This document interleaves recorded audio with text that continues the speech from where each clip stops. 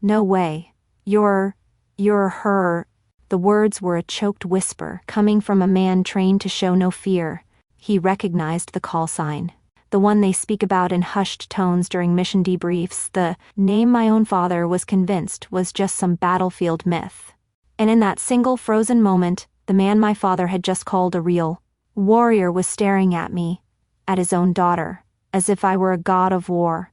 I gave him a single, almost perceptible nod. It was all the confirmation he needed. To understand the look on that SEAL's face, and the profound, deafening silence that consumed my father, you have to go back 2 hours. Back to a VFW hall that smelled of stale beer and misplaced pride. The room was a sea of faded uniforms and booming laughter. And I tried to make myself small in a corner, just another anonymous face. But my father, Robert, a retired Army colonel, who wore his past glory like a second skin, could never be anonymous. He held court near the bar, his voice a familiar, overbearing drumbeat, and at his side, practically welded to his shoulder, was the reason we were all there.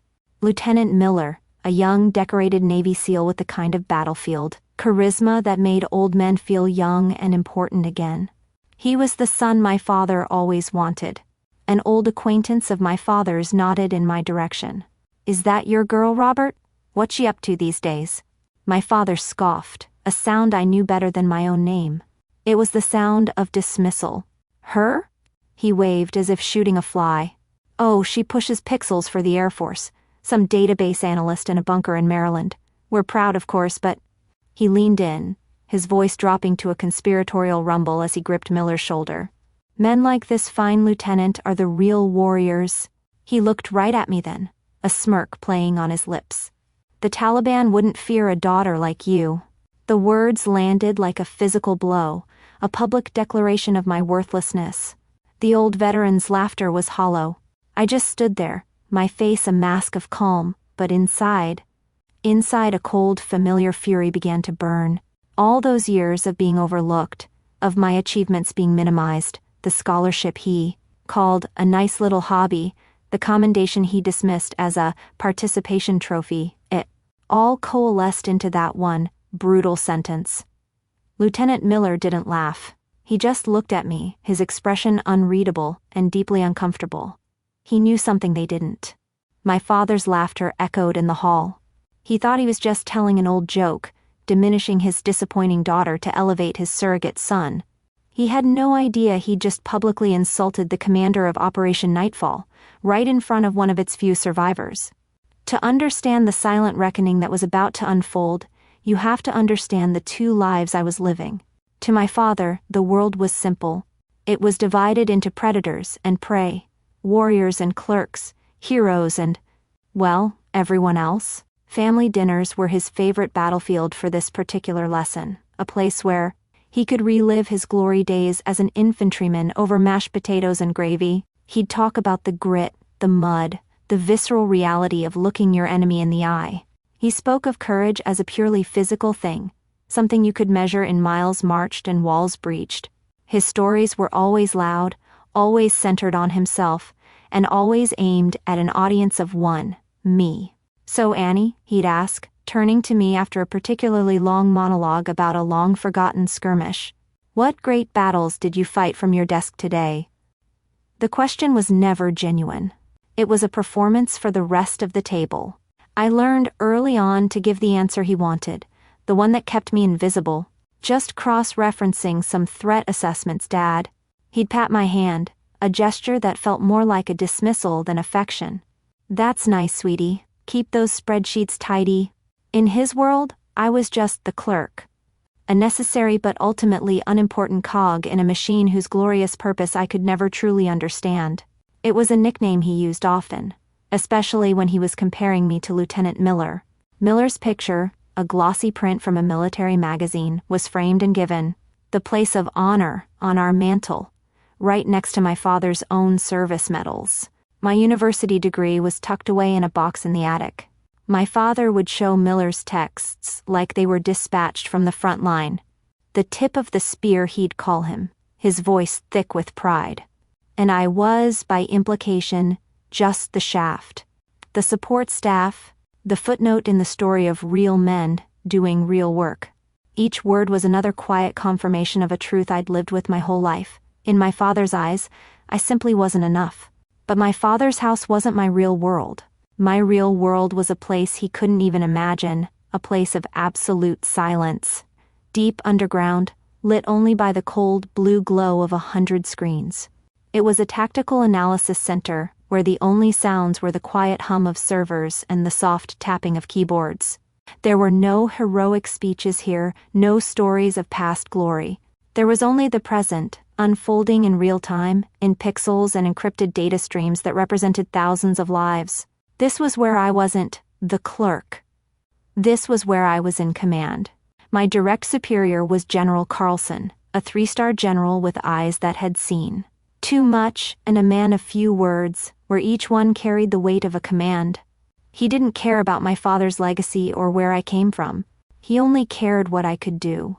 He stood behind me that night, his posture rigid, as we monitored a high-stakes operation in a remote mountain range. We were watching ghosts, tracking a high-value target through a network of informants and satellite feeds. Everything was going according to plan, until it wasn't. Suddenly, our primary intelligence feed dissolved into a blizzard of static. The line went dead. The silence in the room changed. It went from focused to heavy, suffocating. The ground team was blind, moving through hostile territory with no eyes in the sky. We had seconds to make a decision. A wrong call could mean an international incident, or worse, a dozen dead soldiers. I could feel the general's presence behind me, his trust a heavy weight on my shoulders. My own pulse was a steady, slow drum in my ears. While my father saw spreadsheets, I saw lives. I saw the branching paths of probability, the faint signals in the noise. And I made the call. "Abort the strike vector," I said, my voice cutting through the tension. It was calm, measured, betraying none of the chaos in my mind. "Retask Sentinel drone to Grid 4 Delta. I have a new heat signature. Authenticate Asset Pathfinder, and confirm PID before we engage. Execute silent vigilance protocols." For 30 agonizing seconds, the only sound was the hum of the machines. Then, a new feed flickered to life. My heat signature was the target. The ground team was 2 clicks in the wrong direction, heading straight for an ambush. We had averted a catastrophe. The collective, quiet exhale in the room was the only applause I needed. General Carlson simply placed a hand on my shoulder for a moment. "Good call, Angel," he said, his voice a low rumble of approval. That was my other name. Not the clerk, but Angel, a call sign given to me by the operators on the ground, whose lives depended on the ghosts I saw on my screens. A name I could never mention at the dinner table. A name my own father would have laughed at. My father only respected the glory he could see. Medals, muscles, front-page heroes. He couldn't comprehend a war fought in whispers and shadows, by people he'd dismiss as clerks. For years, I let him live in his world. But after that day at the VFW hall, I decided it was time to issue him a formal invitation into mine. Driving back to my apartment that night, the explosive anger I expected to feel never came. Instead, a kind of cold, quiet clarity settled over me. My father's words still echoed, but it was the look on Lieutenant Miller's face that I couldn't shake, that flash of recognition and deep discomfort. My father's careless boast wasn't just a personal insult anymore, it was a potential breach of operational security, and Miller knew it. For years I had tried to earn my father's respect by speaking his language of emotion and family. It never worked. A loud, tearful argument would be useless, just another instance of his daughter being too sensitive. But protocol? Ceremony? Rank? That was a language he revered. It was the foundation of his entire world. And I decided, in the sterile quiet of my car, that I would finally speak to him in terms he couldn't ignore. The annual Joint Special Operations Command Award ceremony was 3 weeks away. It was a classified event, held in a secure facility, where honors were given for actions the public would never know about, to people whose names were often redacted even from the official citations. I was scheduled to receive a commendation for my leadership during Operation Nightfall. The next day, I sat down at my secure terminal, the one my father imagined. I used for spreadsheets, and opened the guest submission portal. My fingers moved across the keyboard, with a steady, deliberate rhythm as I typed in the two names. Colonel Robert Jensen, retired. Lieutenant David Miller. The system sought justification for their release. I wrote, presence required for educational and debriefing purposes related to the citation's subject matter. It was technically true. This would be an education. To finalize it, I made a call on a secure line to General Carlson's aide, keeping my voice level and professional. I didn't explain the personal connection. I didn't need to. I need confirmation that the two non-essential personnel I added to the commendation ceremony list have been cleared and will be escorted to the main auditorium, I stated. It is vital for the after-action review that they witness the unredacted citation. The aide didn't hesitate. Yes, ma'am. The general has already signed off. They'll be on the manifest. The trap was set, sealed with the very bureaucracy my father worshipped. The invitations were sent out on official JSOC letterhead, sealed with the kind of authority my father revered. He called me, his voice bursting with a pride I had never heard directed at me. I knew that boy was destined for greatness. He boomed, assuming his protégé was being honored. They had no idea they weren't attending his ceremony. They were attending mine. The auditorium was less a room and more a declaration of power. It was sterile, silent, and cold, with perfect rows of seats filled by a sea of decorated officers whose collective service records could fill a library. There was no press, no family members snapping photos, no outsiders. This was an inner sanctum, a place where the real history of modern warfare was written in hushed tones. My father, Robert, and Lieutenant Miller were escorted to their VIP seats in the very front row. My father practically vibrated with pride, his chest puffed out, nodding at colonels and generals as if he were one of them. He believed he was finally in the room where it happened. Beside him, Miller was a statue of coiled tension. His eyes, unlike my father's, darted around the room, taking in the sheer weight of authority present. He knew professionally that this was no standard commendation ceremony. He looked like a soldier in a minefield, sensing something was profoundly wrong but unable to see the threat. Then my father saw me. I was standing off to the side, near the stage, in my simple Air Force dress uniform, my hands clasped behind my back. He gave me a small condescending smile and a little wave, the kind you give the parking attendant. In his mind, I was here to hand out programs or fetch water. It was the last time he would ever look at me that way.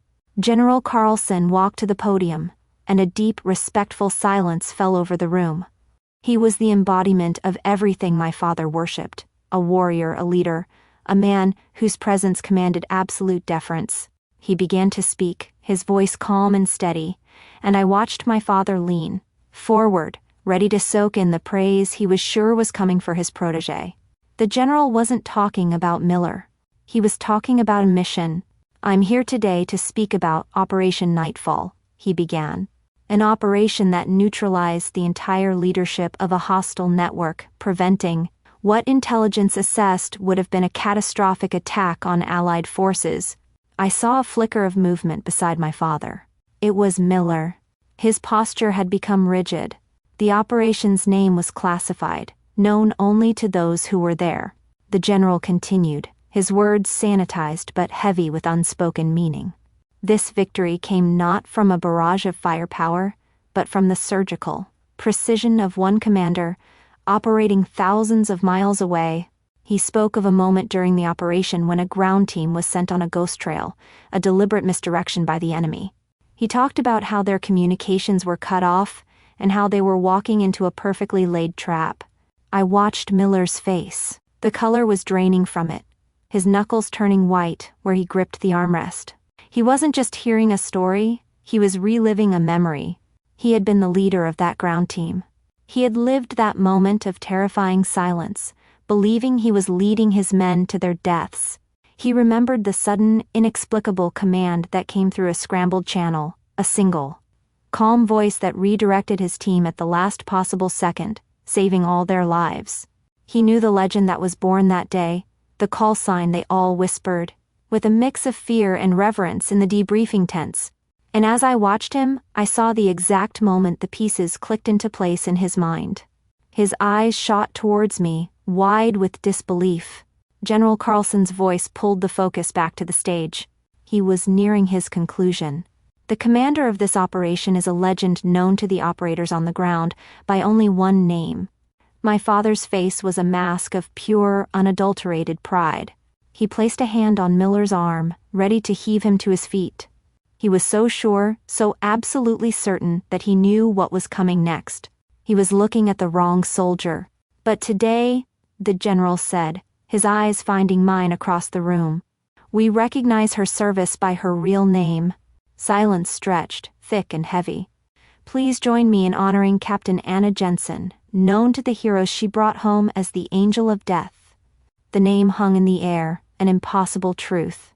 Before the applause even started, there was a sharp, sudden crack as Lieutenant Miller shot to his feet, his training overriding every other instinct. He snapped to perfect, rigid attention, his eyes locked on me, his face a canvas of awe and terror.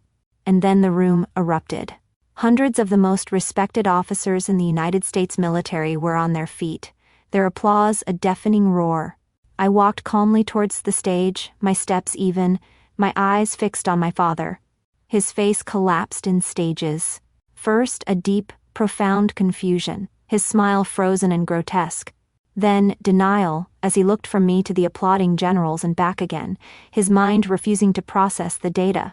Finally, as I stepped onto the stage and shook the general's hand, a dawning, horrified comprehension washed over him. He was seeing his daughter, his clerk, his spreadsheet jockey, being honored by the very men he idolized. He saw a truth so absolute, so undeniable, that it shattered his entire world in a single thunderous moment. My father had spent his entire life lecturing me on the rigid hierarchy of the military he loved. In the end, it took one call sign, spoken in the right room, for him to finally understand the chain of command. When the applause finally faded, the silence that returned was different. It was heavy with the weight of a truth that had been spoken aloud for the first time. From the stage, I could see the entire auditorium with a clarity I'd never had before. Officers, colonels, and generals, men my father had spent his entire life looking up to, were looking up at me. They started to form a line, their faces etched with a deep, genuine respect I had never seen in my own home. They saw me, not as a clerk, not as a daughter, but as a commander. My father remained in his front row seat. He was perfectly still, a man carved from stone, watching the world he knew rearrange itself around him. He looked small, like a relic from a forgotten war, while the architects of the new one bypassed him to shake my hand.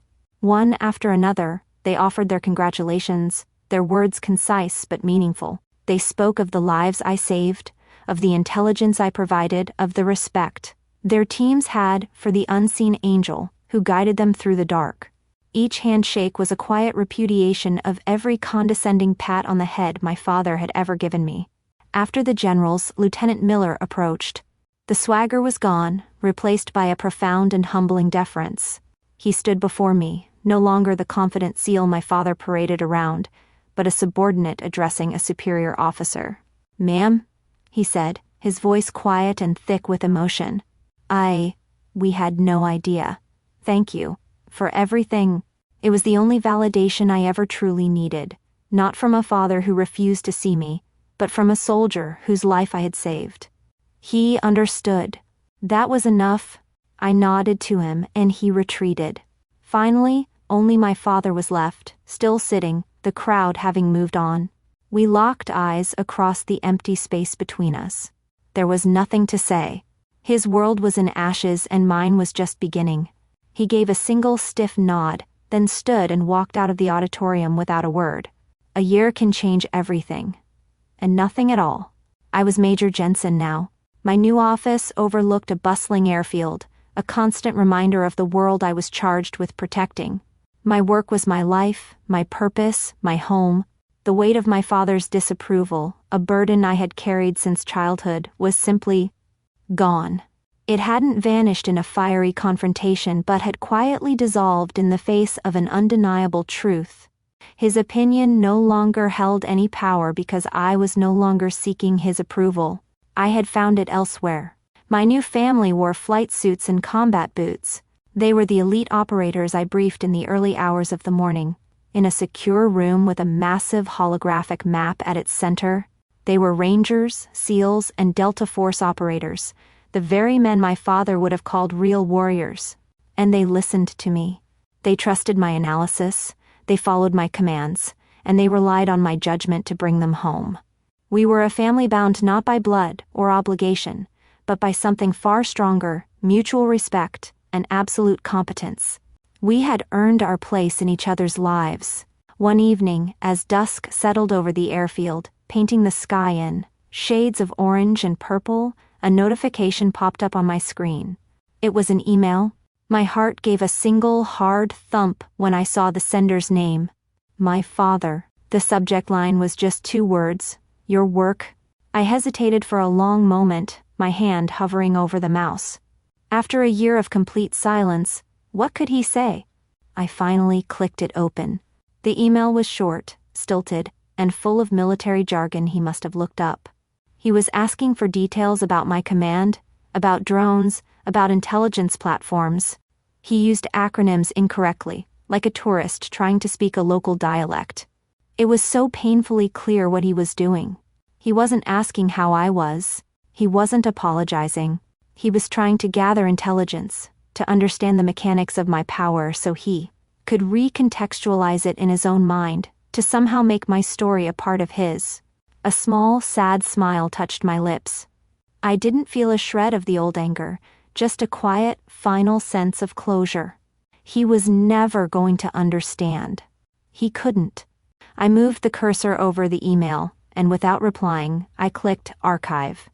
I turned my chair back towards the window, watching a transport plane take off, into the twilight, heading towards a place I could see, but he never would. My real work and my real legacy awaited. My father believed a warrior was defined by the battles he fought in front of the world. I learned a true warrior is defined by the lives she saves in silence. If you've ever had your skills rejected by the people who should have known better, tell us in the comments how you finally proved them wrong. In this community, your expertise is always mission critical.